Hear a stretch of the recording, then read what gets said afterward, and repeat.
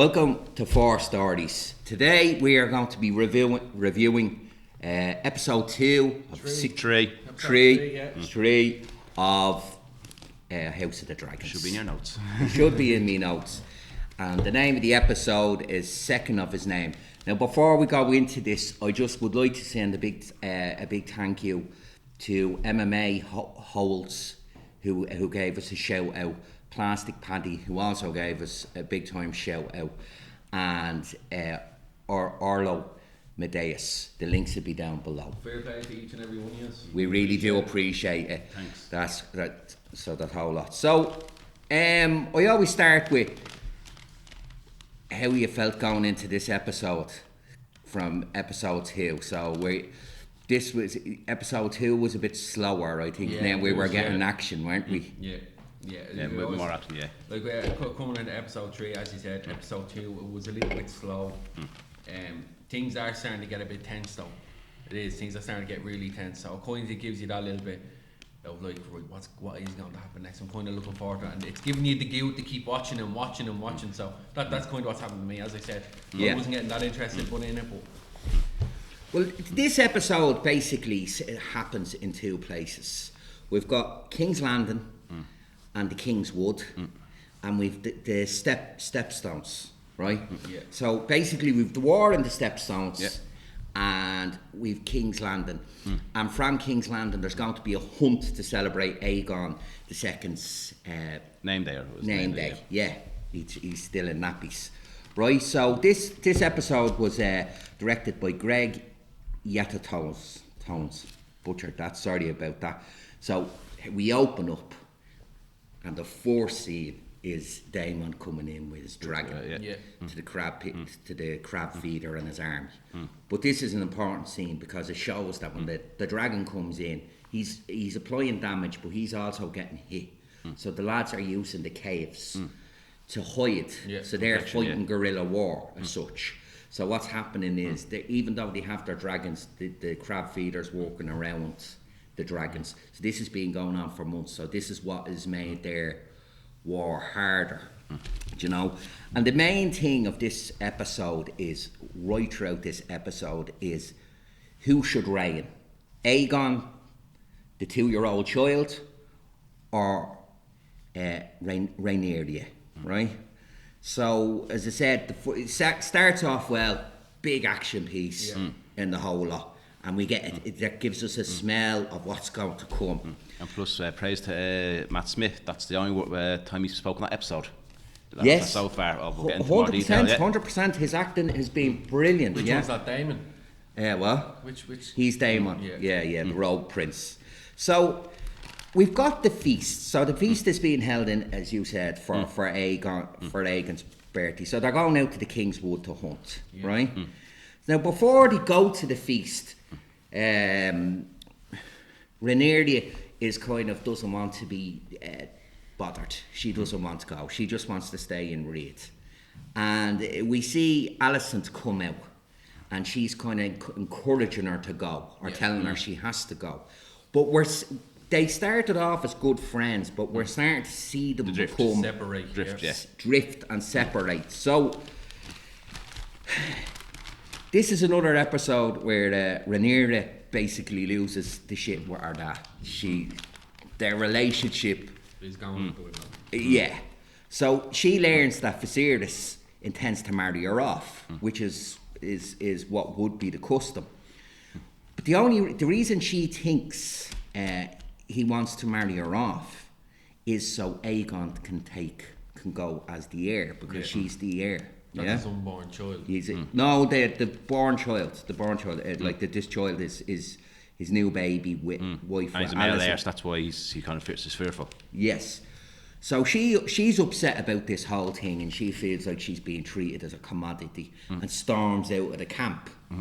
So Sir Criston there, Cole, basically always there with her, runs out to help her and find her. So they're out there, and they kind of say, you know, we might as well just chill here, because she's no time for the politics of the camp.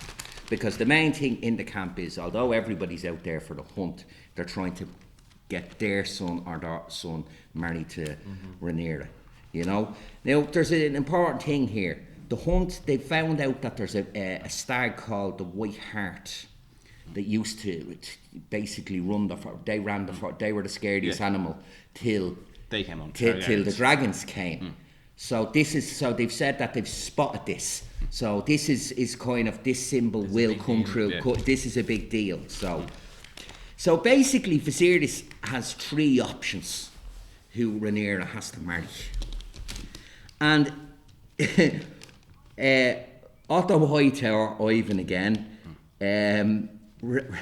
suggests she marries her half-brother Aegon. And that would keep, even though he's 2 years old, and that would sort of quell the argument and sort of thing. And in the Valyrians, they were known for incest. You know, that way they really did live by this phrase, incest is best, you know, based on the Egyptians. The other option she had to marry was the Sea Snake's son, Sir Laenor. And that the reason that was suggested by his Lord of Law, Lord Lionel Strong, and his reason was that because he didn't marry their daughter, there was a divide. Adrift, yeah. And he believed that the marriage would unite the families, unite the dragons, and the whole lot. So the third one is Jason Lannister, and he proposes marriage. So here's kind of where we see the Lannisters kind of in the background, trying to get up and conniving and sneaking and the whole lot. So what happens is, while they're out there, Kristen and Rhaenyra, they're attacked by a wild boar. So Kristen mills it with the sword, but it's not enough. We see Rhaenyra, she mills it. It's nicer than hell. She loses control.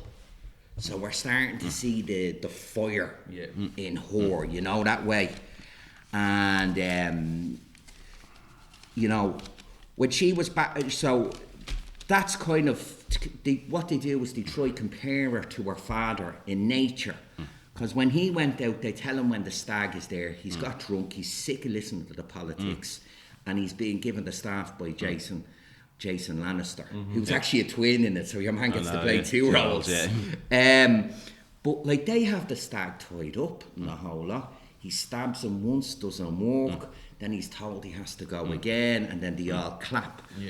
But he hesitated. He hesitated, so we're seeing the difference in Rhaenyra and Viserys. She will take action. He is reluctant. But on her way back to the camp, Rhaenyra encounters the White Hart. And now they could have hunted it, but she decides to let it go. So I think there's something in there that there's something there, you know.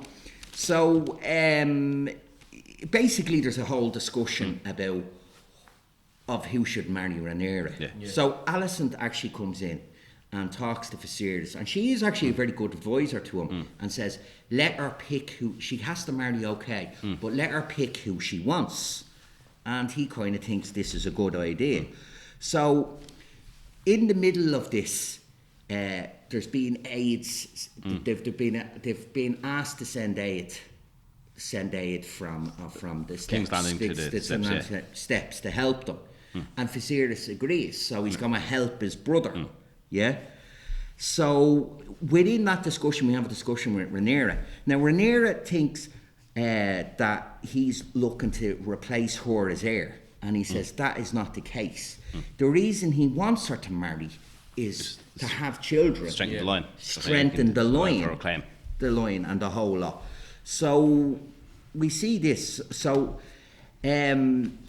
that's kind of sets that up, that he said no, she's the heir, and then we get a big action scene. Big action scene. Daemon alone, that is fantastic. Absolutely. Doesn't even speak one single word, as I mentioned earlier. Not a single word. And that's a thing of a good actor, that they can act without talking. And when they're having a discussion how they're going to break the deadlock, and the word comes in, the aid is being sent. So it's basically belittling him. He wanted to be the big bad But hero. when he hears it, he turns him into beast mode. He turns into beast mode. So we actually see Lainor is actually quite a clever tactician. He says the crab feeder won't, and his armies won't come out, won't be drawn out. Someone's going to have to go in there alone. So Daemon, with a dragon, goes in, without his dragon, goes in and looks like he's going to surrender. So, of course he's not going to surrender and starts milling people. They go take the sword that he was offering, and then he just one by one, and they're all running, and he's just absolute carnage Rambo style. Like, it's fantastic. Yeah, and it sort of reminded me of when Jon Snow went out into the Battle of the Bastards. He didn't know if he was going to live or die. He was just going for his last battle, and that's the way he saw it. But while he's doing that display keeps them busy, and we see the Valyrian infantry come in. Then they mill them. So the crab feeders people are being milked left, right, and centre. And then Sir Laenor, he's on top of his dragon, Sea Smoke. So the Triarchy that are trying to escape, so that they would regroup and come, he burns them to crisp. And we get the ending for me of the episode was perfect. With Daemon went in to the cave and comes out with the torso of the crab feeder. The whole, just the top half of it. Oh, fantastic. And comes out and a roaring success. So this is Daemon basically putting his place on the map, and saying, I don't need no one's help. So, how did you feel about this episode? I thought it was a bit more of an action-packed episode, a bit more shows you who's more defined, something that shows you what Rhaenyra's character traits are like. So she's a bit more of a, she's willing to stab, as I said, the bar quicker instead of her dad, where he fucking backs off and hesitates. And it shows that Daemon, if someone tries to help me, no one's going to help me. I help myself, and I'll go beast mode to prove my brother wrong. I never thought of his beast mode, but that is pure, very accurate of it. What was for you? I thought it was great. Like, the story in it was pretty good. Do you know what I mean? There's not that much action in it up until the end of the episode. Yeah, the start. But and with the that, the story's pretty good, though. You know, you see the struggle that Rhaenyra has with her dad. You see all the little problems. You can also see how the king is not as powerful as he kind of exploit that. I mean, he's not willing to go that extra mile. You know, just the little scene where he used to kill the animal. Yeah. The stag. You see him hesitate the first time before he stabs it, and you see him hesitate, and that just kind of shows a little bit of weakness in the character alone. Very much. And then he obviously stabs him, but then they said, look, you need to go a bit more to the left here if you want to get him. Yeah. And still again he hesitated, and I was thinking he's not going to do it. Then he's not going to do it this time. He already done it. But then he did do it. But you can kind of see, and as he said with Rhaenyra, she milked that like hog out of it. She had no hesitation, but absolutely just, and that just, as you said, that just shows the different types between the daughter and Daemon. That they don't think. Don't even get when he started with Daemon. Like, I seen him putting the sword up, and I was like, right, fair enough. I think they're giving up. He sent them to go over to. That's it. And then it kicked in, and then I think the best part about that battle was watching him run, just because the way the camera's on, we are just watching him run, and he's just killing them as he's running. I thought that was fantastic. Along, you see him go into the cave, I'm like, right, what's going to happen here? Then you see him come out with just the top half of the crab fella, and his whole apparently that crab fella and all are fucking brilliant. Apparently that crab fella was supposed to have grayscale. But apparently Daemon was immune, because apparently he said Targaryens have a something called an immunity to grayscale. Grayscale, I was ready. No, that's an interesting tidbit. Yeah, that's the thing. And then one of the things with the crab feeder is, I'm glad they didn't show the battle with the crab feeder, because the grayscale was destroying him. Yeah. That's why they think he was a great tactician at the start, but he was slowly going mad, and he was near the end stages. But I thought he was going to be a bigger character. I thought myself. I thought he'd be here for like the whole season, at least like the season's baddie before he moved on to other stuff. But as I said there, the way the story's going, I think it's more or less they're going down through the years till they get to Daenerys. So I thought that's why. I think what scenes for you? What scenes for you stood out in this? The biggest one, as I said, the biggest one is Damon running through one. You know, it's because the way the camera was done, it angled it to quite perfection. You know, and as you said, he only says like 1 or 2 words through the whole episode. He doesn't speak much, but when he's on camera, he steals the show. Yeah. Do you know what I mean? Yeah, That's the biggest I'd thing agree I with thought you. was pretty good, you know? Yeah, no, and a key for you, the standout? I'd say that's a good one what Dean said, but I'd say a little standout was the one where after Renee kills the bar and she comes back into the camp, and she's sounding off like, here, it's only just me and Sir what's his name again? Sir Christian, that it was only us two and we were able to kill a bar, and where it took you like like a whole group to kill a deer, like the walk alone was fantastic. She didn't have to say but everyone stood still and watched her, and she wasn't really watching everyone, but the only people she kept her eye on was her father.